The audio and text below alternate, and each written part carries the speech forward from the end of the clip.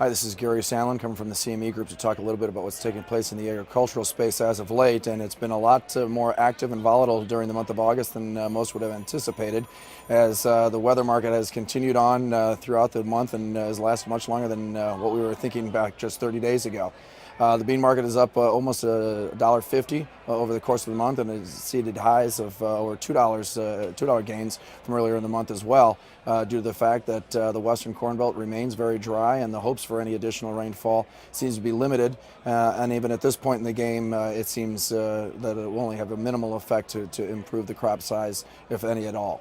And these crops, or these rains that are anticipated to come, are still another 7 to 10 days out, which doesn't look overly promising coming in the middle part of September.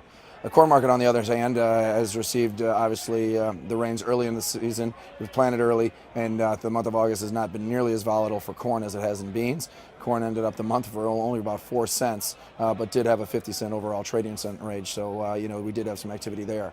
But going forward, what we're going to see is obviously the weekend. We're going into Labor Day weekend right now. The bean market is still very sensitive to what weather can produce, and to fill out some of those pods and things along those lines, we may be able to increase the yield small amounts. But at this point right now, the market's absorbing a yield of somewhere between 40 and 41 bushels an acre, which is down another bushel and a half from what the USDA projected just earlier in the month.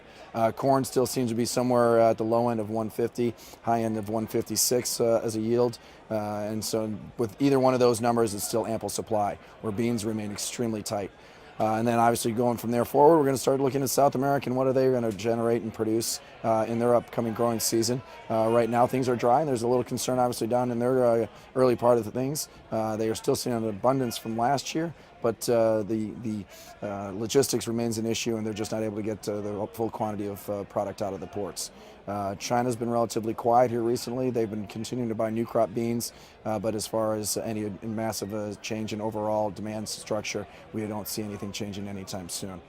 So again, we'll look for weather over the weekend to dictate price movement early next week. USDA report, next one is September 12th.